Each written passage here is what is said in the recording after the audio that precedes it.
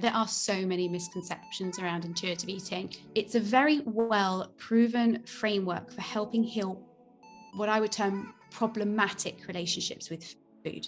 So things such as emotional eating, weight cycling, commonly known as yo-yo dieting, erratic eating, and so forth.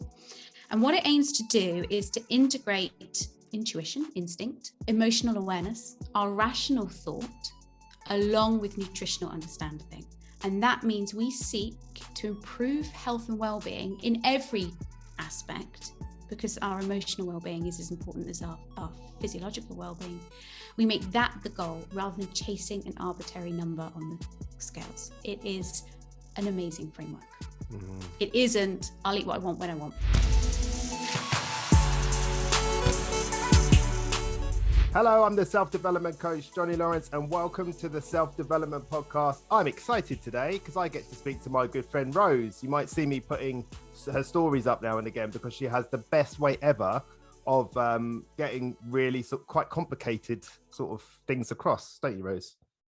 Well, I'll take that. I use random household objects to translate quite complex psychological concepts. Yeah, it works for me.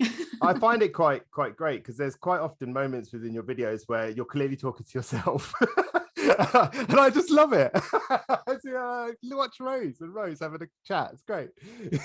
I forget that there are people watching. You actually do engage with my social media as I happily go along in my own little world. But I love it. Rose's world. I love it. It's just, it's wonderful. But let me introduce you first. Very short introduction because I got a feeling we're going to talk for a bit. Yeah, no problem. So Rose is a nutrition and intuitive eating practitioner. She's the co-founder of the Reframe Club, which is a not-for-profit company, co-host of the Reframe Podcast. She is also a writer and believes that everyone deserves to have peace from food or with food. That's right, isn't it? Yeah, to be at peace with food. To be at peace Absolutely with food. I'm a bit discombobulated this morning. That's okay. So you're going to have to carry this. We'll just give you all the credit today. It's fine. I'll take it. I shall be the show. It's fine. That is what friends do for each other. Yeah. How are you today? I'm good. I'm well, actually. I'm glad it's Friday. It's been a long week. Yeah. Looking forward to a restful weekend. But yeah, I'm good. Thank you for having me. It's a privilege. Oh, it's absolute privilege to have you on. I mean, we did a live together. I was on your podcast once. Mm-hmm. And like I said to you before we press record, it blew me away to think that we haven't had a podcast episode yet. I was like, how's this happened? Every time we chat is a potential podcast. I know. So yeah, I'm really glad we've managed to make it happen. Yeah, I'm excited. So am I. But listen, why don't you start by telling people a bit more of a better introduction of yourself, Rose? I am Rose. And as Johnny said, I work as a nutrition and intuitive eating practitioner, but I haven't always done that. I started my working life in publishing, magazine publishing, in fact, working in market research and marketing and across various sectors during, 16, 17 years of life. A large proportion of that was in the third sector, though, towards the end, working for charities and not-for-profits, because kind of where my passion lay. And then I hit my late 30s and had a complete midlife career crisis and decided to retrain in nutrition and behavioral coaching. And it was whilst I was studying that I was introduced to the concept of a health-centric as opposed to weight-centric approach to well-being. And within that, the framework of intuitive eating. And it really spoke to me and my own experiences because I have a history of an eating disorder in my late teens and early 20s. And whilst I recovered from the eating disorder, I think I still inhabited quite a few problematic behaviors around food. So kind of compensatory behaviors. I was known for, if I thought I'd, eaten too much cake the day before, I'd get up and go for a run the morning after. So I think I still, within the wellbeing world, inhabited some of those less supportive behaviors. And when I discovered this health-centric approach and intuitive eating, as I said, it really spoke to me. And then I took that on board, went through the process myself, and then it went on to inform the rest of my training over the past 5 years.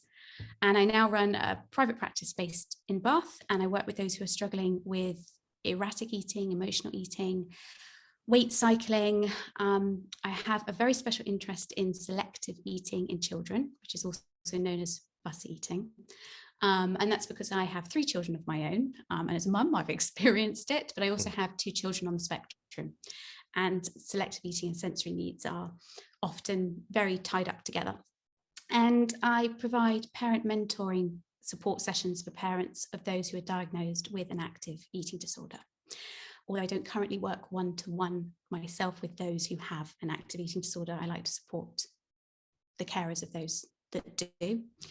And then I co-founded Reframe Club with my brother, James. And it's a online self-directed nutrition, body image, intuitive eating set of courses that we provide at a reduced cost for everyone, but that allows us to then give it for free to other charities so that their service users can access it. So yeah, that's the joy of my life, being able to do that. It really is. That's me. I can back that up. You do really love that. You become so animated when you talk about it as well. You're a very kind soul. Very kind. Oh, thank you, Johnny. I didn't, not sure I knew that you supported people who had children that are considered fussy eaters, if that's. That was born out of kind of my own experiences, and then I went on to do some additional training in children's nutrition and selective eating, and having a child on the spectrum, or 2 children on the spectrum, the difficulties around that, there was no kind of support around me. You're kind of, it's one of those things that you, from other people, there can be very, very quick judgment. Oh yes. Just tell them to eat it, make them sit at the table. Yeah. Let them go hungry. Yeah. And also it kind of integrates with intuitive eating and raising intuitive eaters. So taking the anxiety away from food and away from the table and away from those conversations around food. So a child feels safe and confident and curious to want to explore new foods. Yeah. And that's all around language and our relationship with food and food scripts, which is what all intuitive eating is about. Yeah, and I mean, to those people that that say those things as well, like I would just make them eat it, or they'll soon learn when they don't get dinner and all that sort of. I know that they're well-meaning, but what I would say is try to understand instead of instruct, because until you're in that position, it's really difficult to understand. I remember having friends whose our child didn't sleep very well. And everyone was telling us, oh, you should do controlled crying, you should do this, you should do that. And we got to very desperate stages where we tried some of that stuff. And whenever I think back of it, I had this wave of guilt because it so clearly wasn't aligned with my values at all. It was just, we were so desperate and tired. But lots of people gave advice to us of this and that. And then it was all well-meaning. But then 1 or 2 of them ended up with their second child not sleeping. And Caroline and I got it crap by then. so we masked the smugness, but we stopped short of giving them the same advice they gave us. Yeah. And instead we tried to. Yeah, because I think there's so much of parenting that is intuitive. And I think sometimes you can get confused by lots of other people's opinions. And like I say, that it's often well-meaning. You're not going to ask your sort of greatest enemy what you should do, are you? Going to ask people that love you. And people like to have answers, don't they? Yeah, actually, your experience really speaks to me with my middle child. Exactly the same. I look back on the controlled crying we did after desperate times, and still struggle with that. I do work, by the way. But I also, as you said those words, as you said, we all want to look for answers. We all want an explanation. We all look outside of ourselves. We want someone to supply something to us, a framework, right? Yeah, that's right. That speaks to me in terms of, our relationship and understanding of nutrition and food. Yeah. Because there's so much noise. There are so many experts in the room. I'm going to put that in inverted commas. So many. Oh, you troublemaker, you.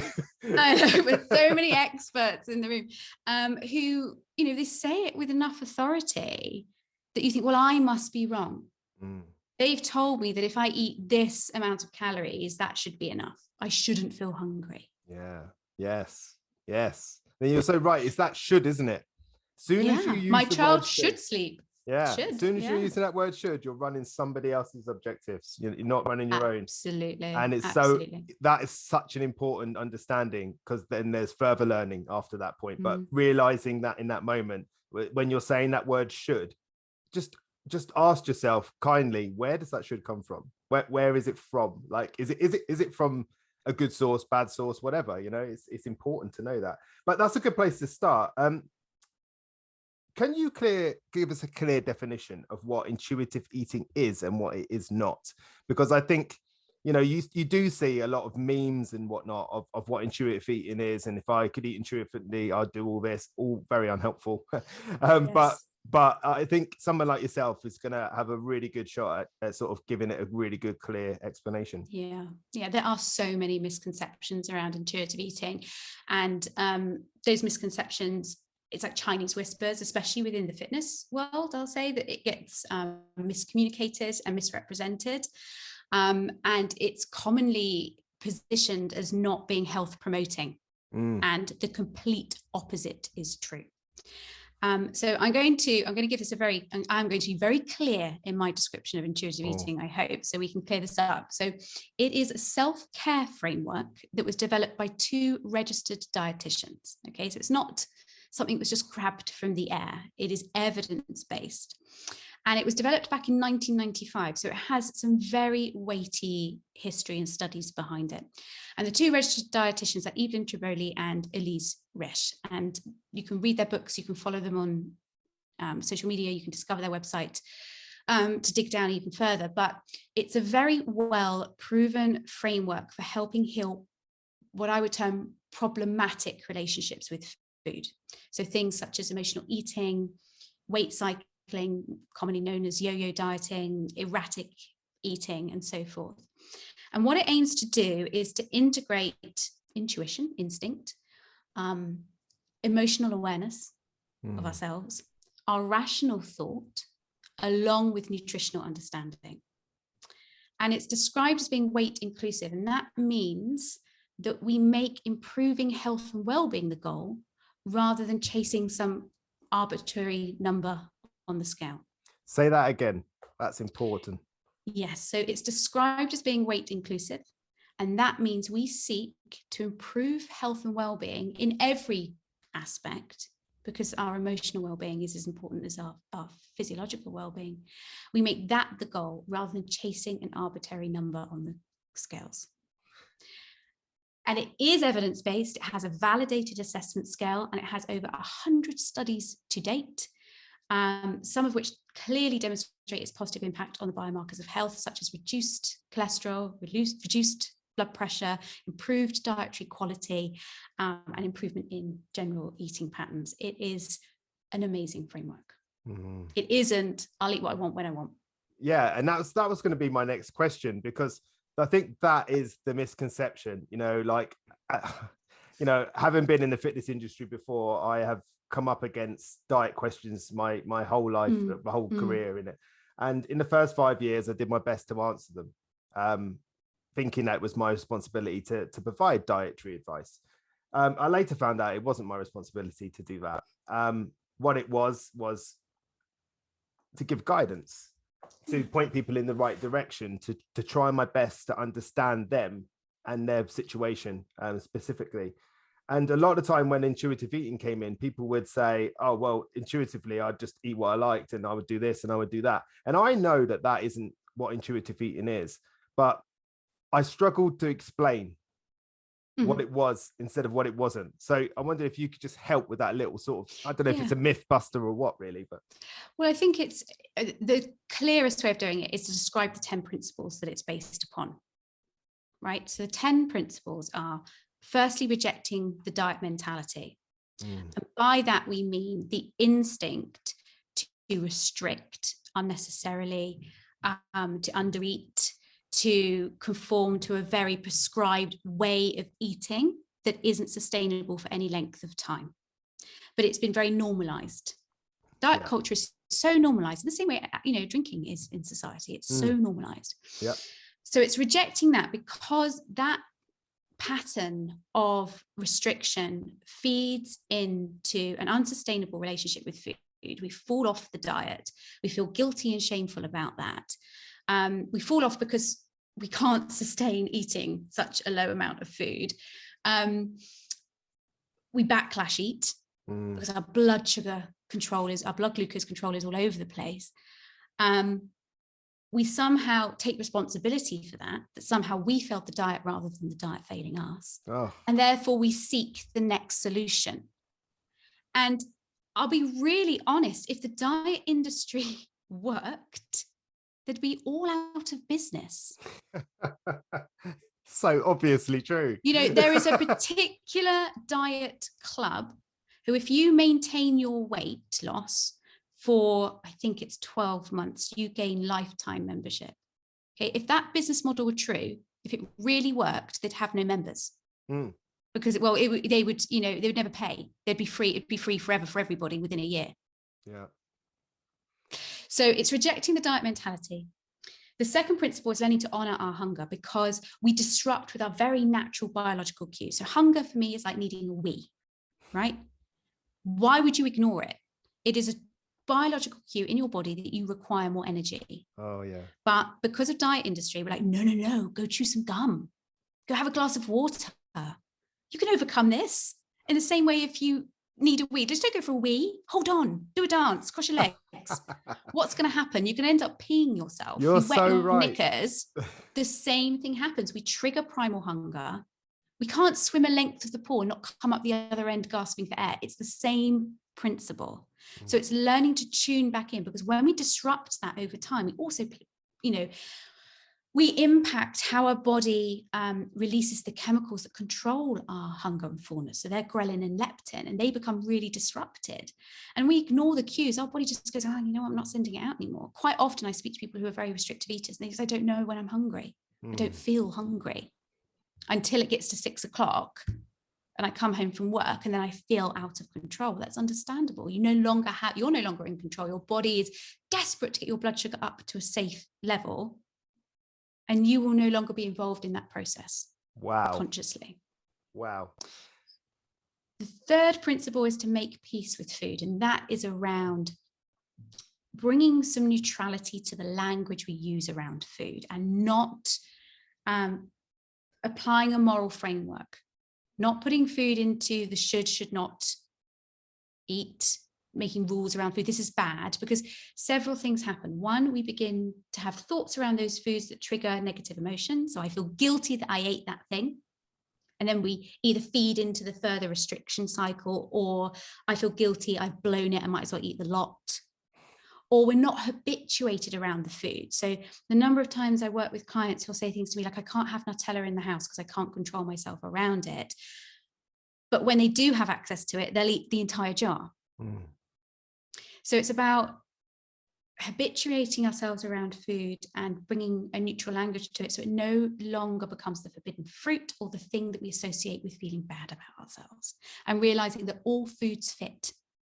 There is space for everything, right? There is space for play foods and space for the foods that nourish us and make us feel well.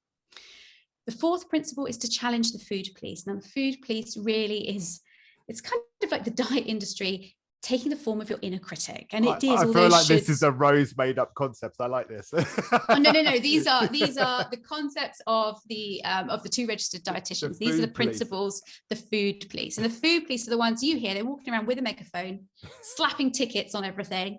You can't eat that. Oh my God, you ate that brownie. You need to pay a penance for that. Oh, I love it, Rose. Okay, so it's getting control of that voice and developing those supportive ally responses in the same way we do to our inner critic, and understanding where the food police came from, because we all inherit a food script. We all inherit a set number of beliefs or rules. Some we accumulate over time. We read something in Women's Own, oh no, we mustn't do this, and I mustn't eat after 6, and that becomes a belief. We grew up in a home where we were told we had to clear everything on our plate. Yeah. That becomes part of our food script, so we no longer know how to recognize comfortable fullness, because we habitually overeat. Yeah. So there's a big piece of work which is understanding the food script, what we bring to the table. That's a terrible pun, but it's true. Is that a mum joke? It's a mum joke. It's a really good thing my teenagers have zero interest in ever listening to anything I ever do. Respecting your fullness is the fifth principle. So again, that's a bit like honoring your hunger. It's understanding when you're comfortably full. Getting satisfaction from food. If you're only ever eating protein bars, you're never going to be satisfied. You're going to seek, you're going to graze. We need to enjoy our food to be able to say, yeah, I've had enough. Yeah. And learning to honor our feelings without using food. So that's bringing awareness to how food serves us. Yeah. How these patterns of behavior are serving us. What space are they filling? How are they a coping mechanism for us? What is the payoff I'm getting from this relationship with food, or this pattern of behavior with food? The eighth principle is to respect our bodies. And that's about, the truth is we don't take care of the things we don't value. And so often I hear in clients this sense of, well, I'm not worthy until I am this size, this number, this shape. Therefore, I'm not going to go get my nails done. I don't get my hair done. I don't buy that lipstick. I don't put body moisturizer on. I don't want to go to the yoga because, I'm not enough now. So it's about learning to respect the body you're in now and recognizing that it's worthy of tender, loving care. Principle 9 is exercise, feel the difference. And that's really about exploring your relationship with movement and ensuring it's coming from a place of enjoyment and fun and self-care and not self-punishment. And then the 10th principle is honoring your health with gentle nutrition. And by that, we mean understanding how food supports us, understanding how to eat in a way that makes us feel energized and well, and I can concentrate, and I no longer have the cravings, and I'm no longer sinking into the bread bin when I get home because I've kept my blood glucose levels in check all day. But I also know there's room for play food, and it's what I do consistently over time that makes the difference. So that is intuitive eating. Mic drop. Can you see why Rose is so awesome? I can. That was amazing. There was so much there. I was writing loads and loads of stuff down there. I absolutely love that. And what that helps me realize is that, one of the reasons why I now formally coach instead of PT is because I remember there were so many meetings in coffee shops where I looked at somebody who was convinced that diet and exercise was the answer to their problems. And I would say, I remember after a while, I'd say, look, I can write a program down on this sheet of paper. I can write some dietary guidance down on here. And if you do it, it will work. But the fact is, you either won't do it, you'll find it unsustainable, or you'll become unhappy. So actually, this isn't the answer. The answer is something deeper. And the answer, if you ask me, is in those 10 things that you just spoke about. If everybody looked into them areas, I think they would be blown away what they would discover if they were honest with themselves. Absolutely. Yeah. I really do. That was fantastic. Thanks for that. Good. You're like, I would like you to talk too much. I would like to just, if it's okay with you, Johnny, put a little caveat on intuitive eating. I think it's important to do that right now, only because I know that I have training in eating disorders. It's not a framework that's used for the treating of active eating disorders.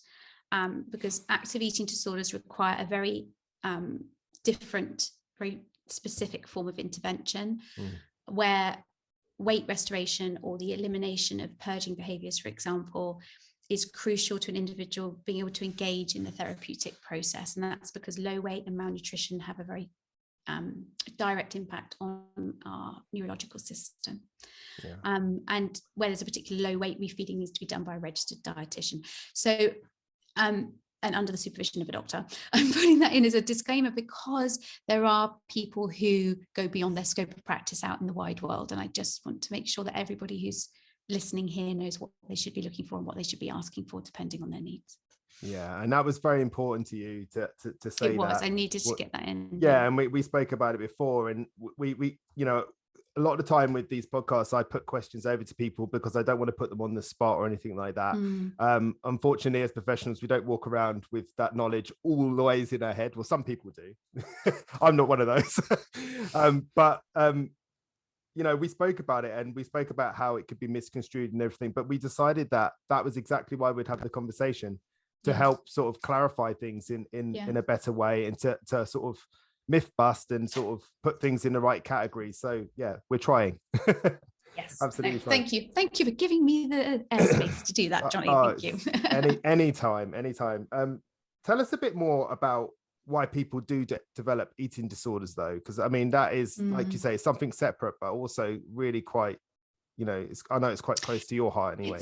It's separate, but it's related. Because we know that dieting is the first symptom of an eating disorder. It sits above in every eating disorder. It starts with a diet, right, and then becoming successful at it, or with the perception that they are.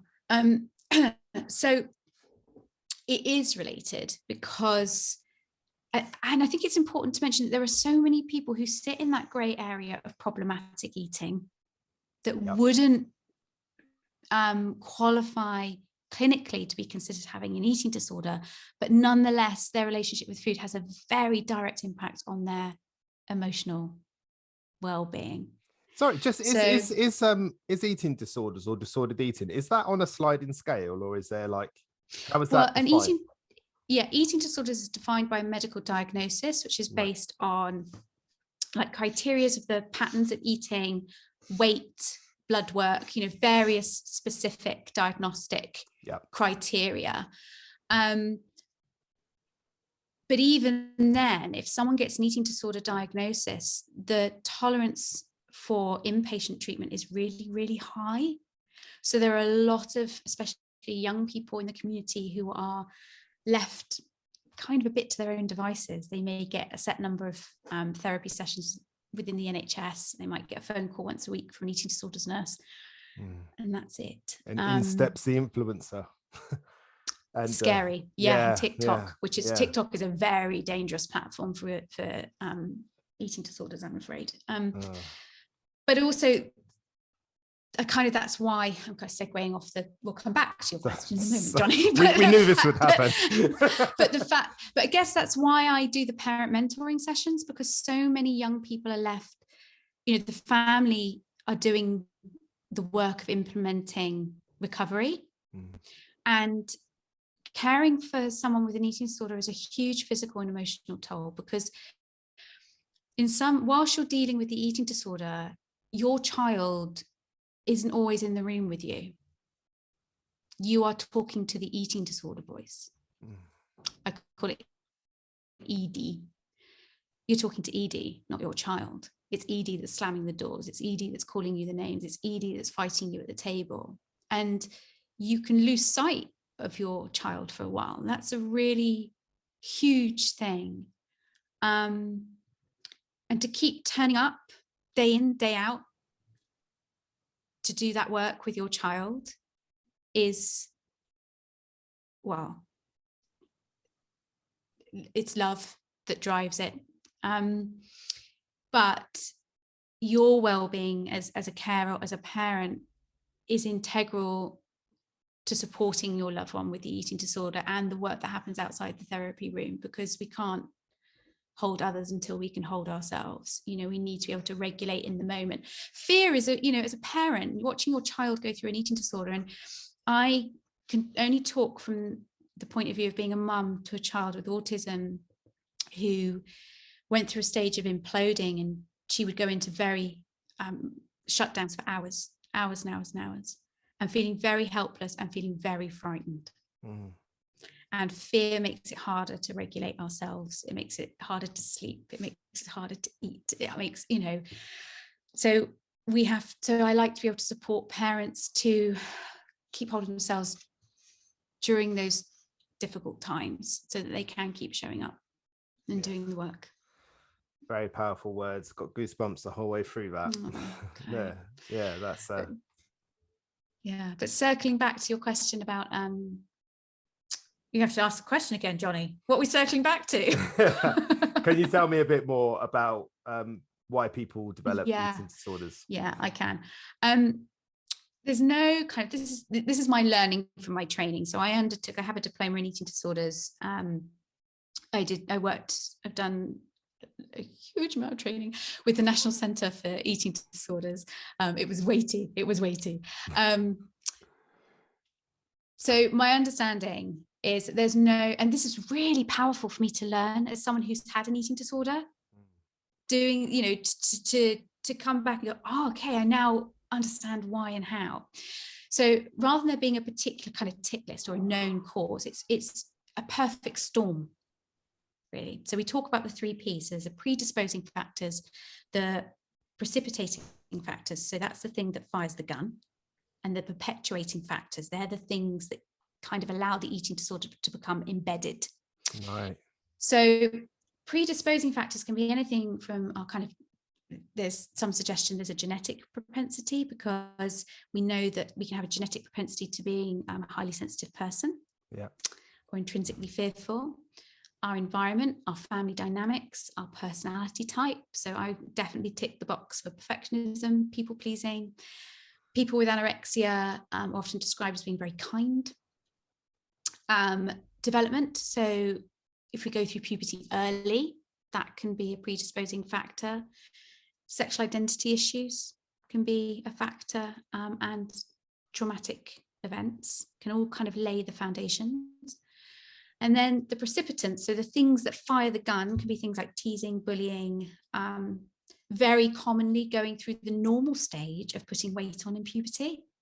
So our normal prepubescent weight gain that then perhaps we get teased or bullied about, or perhaps we go through puberty early and we're developing before our peers are, which makes us then very self-aware of our bodies. Divorce, loss, transitions, trauma, all of those things can be the thing that fires the gun. But it's not those events that cause the eating disorder, it's those events within the context of the predisposing factors. Okay. Yeah. And as I said, what we know is that dieting is the first symptom, and then the eating disorder kind of evolves to become useful. So for anorexia, and I know this is very much my own story, it can help manage numb feelings, because when we're malnourished, we become disconnected from, it's hard to be cognitive, it's hard to be thinking, because the body puts everything into keeping us going. Yeah.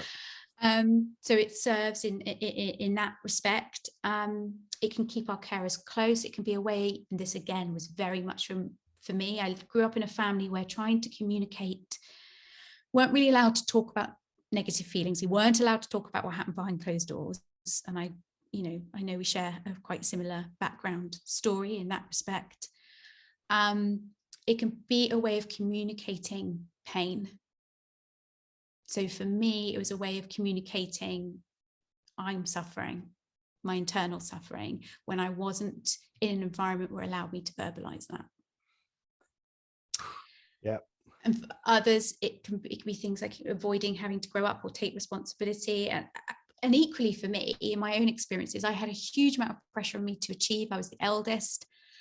I was naturally a high achiever, which is another predisposing factor. I think my dad vicariously wanted to live a lot of his dreams through me. And I think subconsciously, my eating disorder was a way of rebelling, because I didn't have to engage in university. I dropped out of university because I couldn't engage, because I was sick, because I didn't want to be doing that thing, but I had no way of telling them that. Wow. So a subconscious way of screaming no. And then the eating disorder kind of becomes part of your identity. So it can be really hard to unhook from. Yeah. And then the perpetuating factors, as we touched on before, it could be a way of coping. I should also mention in bulimia, for example, the paybacks are around a feeling of control and a feeling of relief when we feel we've been out of control. Yeah. So when those binging episodes appear, it's like an instant relief. Yeah. And then it also plays with your opioid system. So it can become addictive. Purging can become addictive. And then it just becomes a way in which we learn how to manage our moods. So I will mention, I actually started with bulimia and it developed into anorexia. So I've been in both camps. And then it, as I said, the perpetuating factors are things like it becomes the way of coping.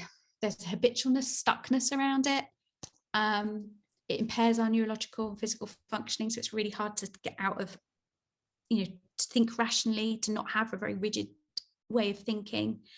And then the mindset that comes with eating disorders, we hold these beliefs. This is where it's not just in eating disorders.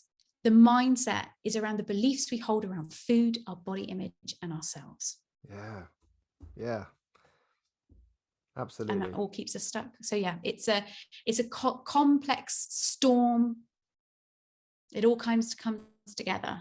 But what we do know is that dieting is the first symptom. Yeah, I mean, you just mentioned a couple of things there. You mentioned kindredness on our stories and our trauma. You also mentioned that your battles with disordered eating. So it sort of prompts the next question, really. What drew you to become interested in sort of the mind-body connection as it relates to trauma? You've mentioned that quite a few times about how it's not just a mental thing, it's a physical thing too, right? Yeah, I think it started with an awareness. So when I did my training, I went back into therapy myself, and I'm very good at intellectualizing everything. I'm very good at, the awareness piece. I, done the study, read the books. I can sit there and say, I know that I'm doing this because it serves me this way, etc., etc. And I would sit in my sessions, and when it came to the subject of things like the shame I felt, I would physically feel a constriction in my throat. I would feel weight on my chest. I had, past tense, carried around a knot in my left shoulder for circa 10 years of my life. And it would throb. And I would say to my therapist, I feel like I'm intellectualizing everything, but my body is still holding on. And it would be triggered. It was like it would echo through me. It would be triggered by someone stood at a customer service desk, raising their voice over the fact that they haven't got the receipt for their Marks & Spencer's trousers, and my heart rate would go up, my hands would shake. I couldn't get out of there fast enough. And in those situations, which I found my body was remembering, my limbic system was remembering, I would instantly feel shame again. Somehow it's my fault that lady had lost her receipts for her Marks & Spencer's trousers. Yeah. And so I began to put together the puzzle that actually what I was experiencing in my body and these feelings of shame and these echoes were telling me it hadn't gone. I could talk about it till the cows came home, but it hadn't gone. My limbic system was still reacting. And then I read two amazing books. I read When the Body Says No by Dr. Gabor Mate, which is an amazing piece of work about the mind-body link. And then My Body Keeps Your Secrets by Lucia Osborne Crowley. And this is written from the perspective of, she did hundreds of interviews with women, trans and non-binary people. And there's a lot of studies and research in here. It's a very well-researched book about how trauma and especially shame manifests in the body.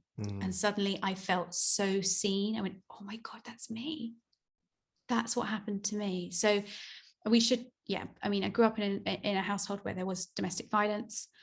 I wasn't allowed to talk about feelings and emotions. That was shamed. Wasn't allowed to talk about my eating disorder. And then I was subject to a sexual assault at 17, and I never told anybody. And I'm 42 now, or 42 in June. And it was the realization that I was still carrying something in my body that wasn't mine to carry anymore.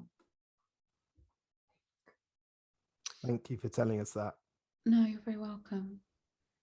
And I think there was an extraordinary thing in this book, My Body Keeps Your Secrets. It's the concept of shame transmission. Have you ever come across it before? Oh, sure, actually. I don't think I have.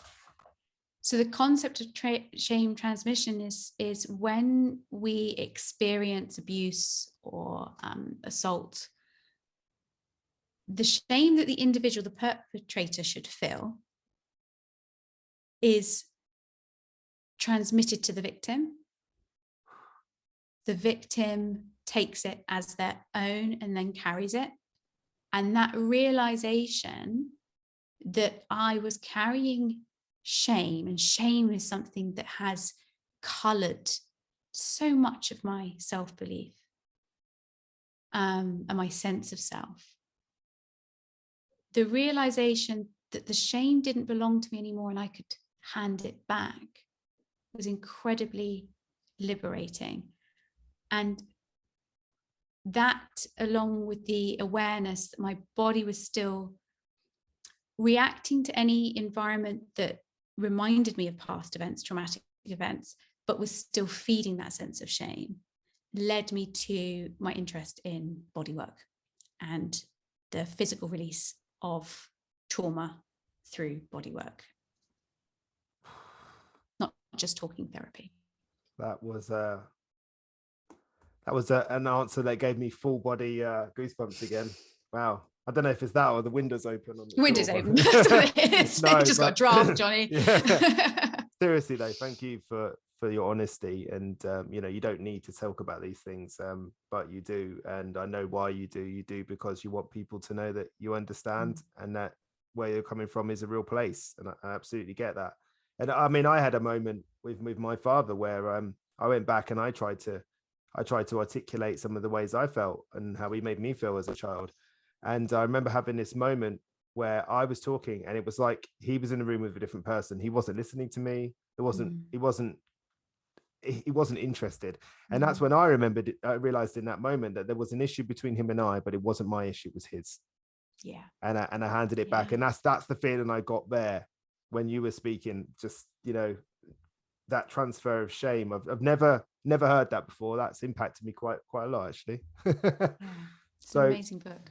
Yeah, it is. I definitely have to write that down in a second. But thank you for that, Rose. I appreciate that a lot. You talk about intellectualizing sort of your trauma or your experiences. Do you know of any ways of releasing trauma from the body? Well, I didn't until I had this amazing experience. And now I am a huge advocate for something called emotional release massage. So I went on a yoga retreat towards the end of last year, booked in for a massage with the therapist there, an incredible woman called Grace. And I just thought I was getting a massage. And I didn't know that she actually is a trauma-informed massage therapist. And this was on the back of 3 days of yoga. Now I'm talking from a real place of privilege, right? Like, I was at a yoga retreat and I've done 3 solid days of yoga. Yeah, I sound like a twat, but this is my experience. You don't, but carry on. I'm worried about that too. But I think because I'd done that, my nervous system must have been in a very calm place, right? It must have been very regulated. And I went into this therapy room and she said to me, what's, any issues? I said, I've got this knot in my shoulder. I've seen everyone about it. Chiropractors, osteopaths, massage therapy. No one can ever shift it. Anyway, she began to work on me and she worked on my left side and she barely touched me. And she said, and I began to cry, like really, really cry. And I said, I'm so sorry. Snot. And she said, please, honestly, this happens all the time. And I thought, I bet it doesn't. Bet she doesn't get these random snot crying into her nice spa-like towels all the time. And then she said to me, what are you feeling as I'm working on this side? And I said, the word feeling keeps coming up. Just keep hearing the word feeling. And then she moved to my right side and she said, what's coming up for you as I'm working on this side? And I said, coping. She was really, really quiet. And then she moved to the front of me and she ran her hands over both my shoulder blades, and no word of a lie, I sat up straight on the bed, coughing like there was talcum powder coming out of me. It was the most bizarre experience. Yeah. And she says to me, Rose, our energy in our body is held on our left side and our right side. And our left side it's not feminine and masculine in terms of gender, but in terms of feeling is what we hold on the left. And our kind of doing energy is on the right. And she said, were you aware that knot in your shoulder had an emotional charge? I said, I am now. And I'd been sobbing. And unlike any other massage I'd had before where they dig in and it's painful, she barely touched me.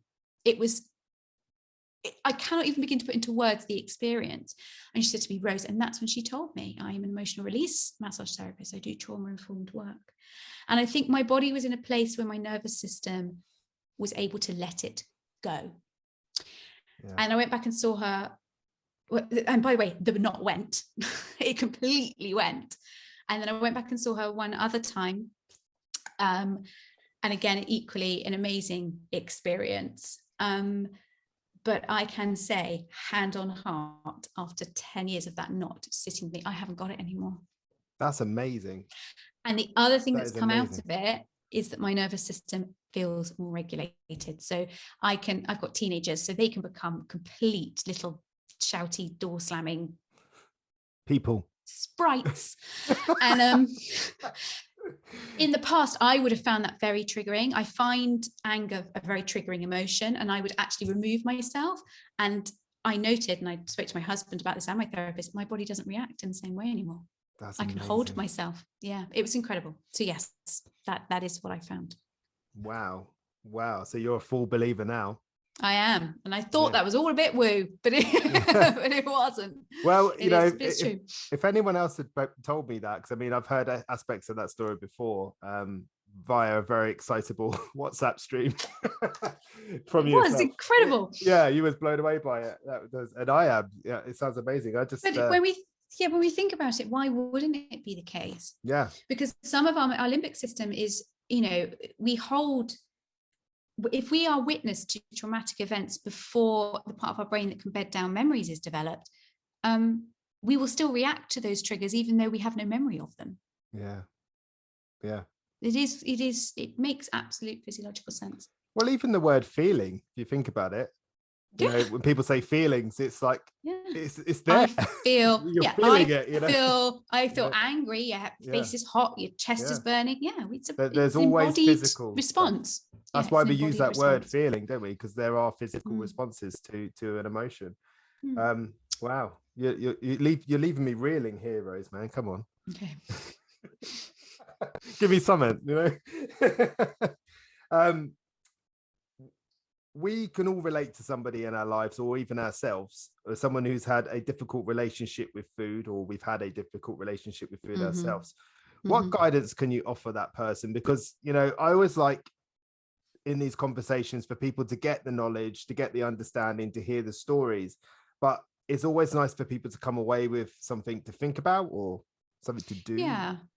I think if you're the person and you're concerned about someone else, I think the first thing I would say is listen without judgment, because it's not always clear what the underlying motivator for the behavior you see is. It's very easy to simplify it and to think the solution is very straightforward, where you just need to. So I think it's about being open-minded and listening without judgment, and being aware of your own responses and where that's coming from. Is it fear making you get a little bit frustrated and cross and a bit rhinoceros-like with that person?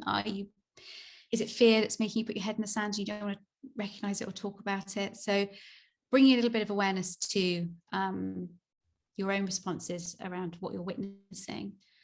I think we live in a society where diet culture is insidious and we're saturated in it.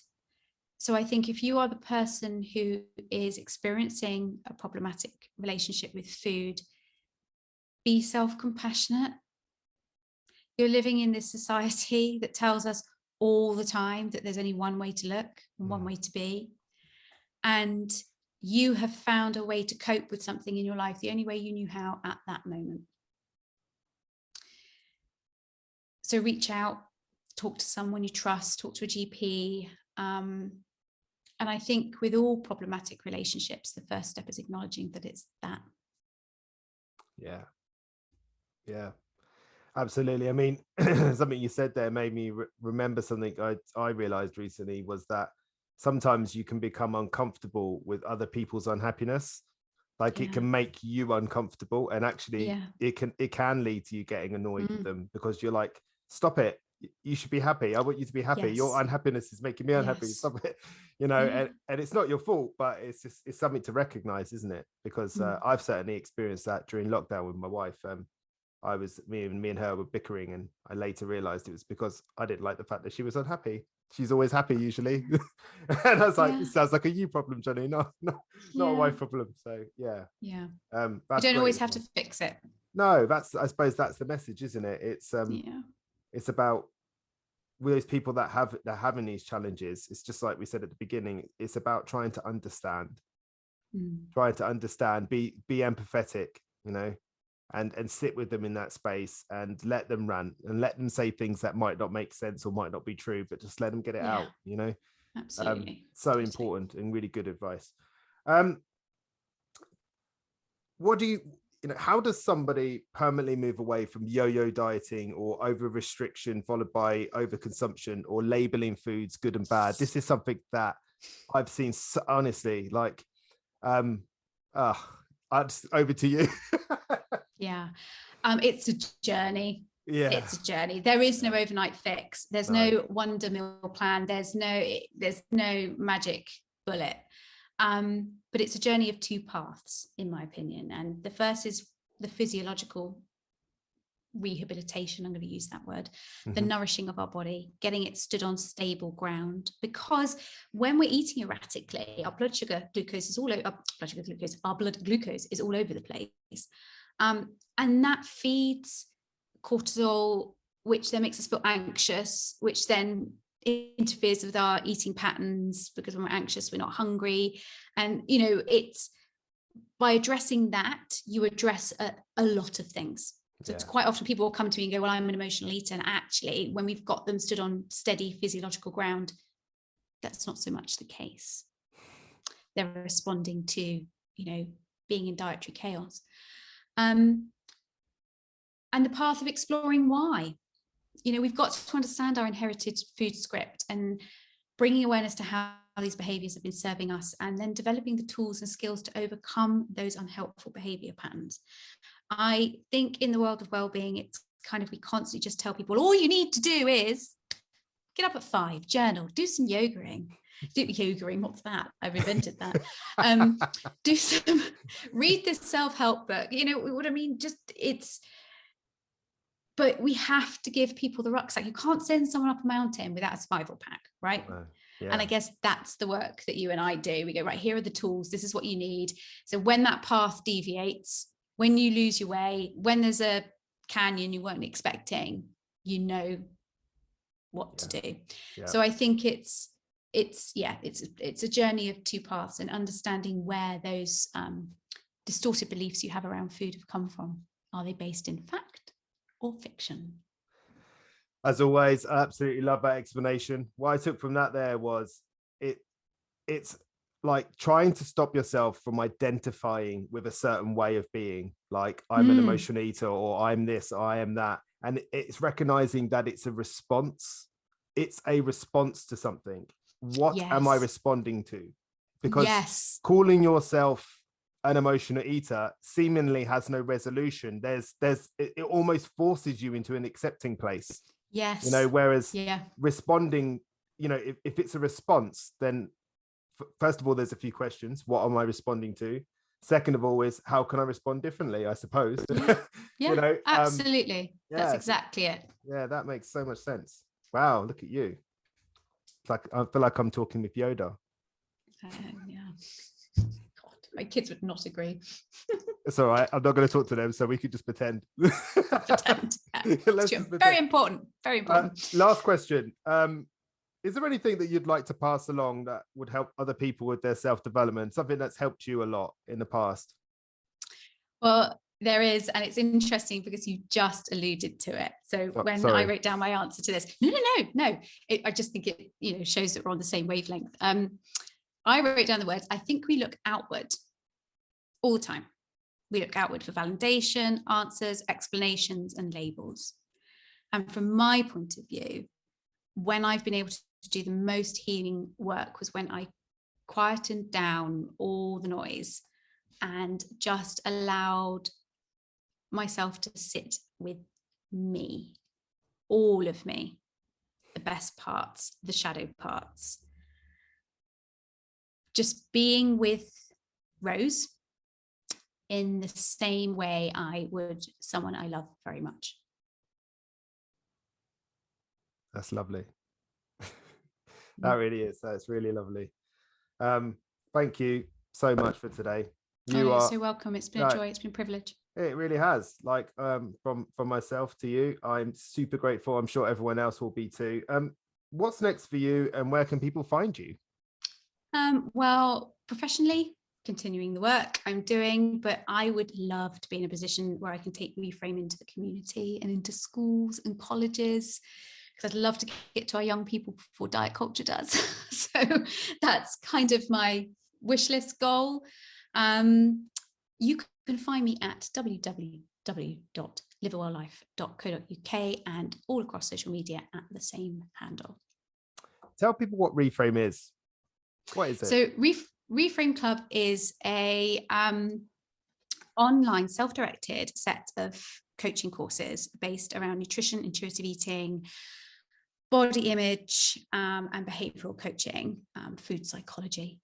And it's made up of audio and video coaching sessions, a huge amount of resources, guided reflective practices, workshops, meditations, visualizations.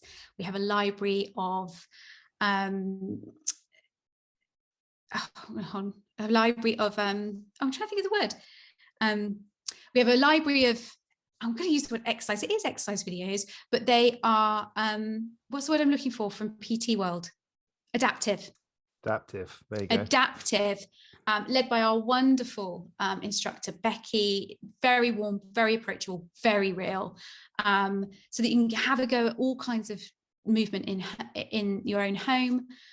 But yeah, we give everyone access to all of those things for just £45, and then we use all our funds to allow us to give it away for free to charities that need their service users to have access to the same support. Is that £45? Just £45? Lifetime. Everything. Wowzers. Why on earth wouldn't you do that? That's crazy. Yeah. Rose, that the price needs to go up on that. I know. If I could, I'd just let the whole world have it for free. I just would. This is the struggle, isn't it? When you're a well-meaning coach and you want to help as many people as you can, but you also need to like eat and have like a house and stuff. I know. It's tricky, right? But I guess, yeah, it is tricky. It is tricky. But yeah, I'm in a position where at the moment I can make that happen, and that's a privilege, and I'm happy to do it. You're a wonderful human, Rose. You really are. Thank you so much for your time today. Thank you for having me. No, anytime. And I'm sure we'll get a reason to do this again sometime. And I will speak to you soon. Thank you, Johnny.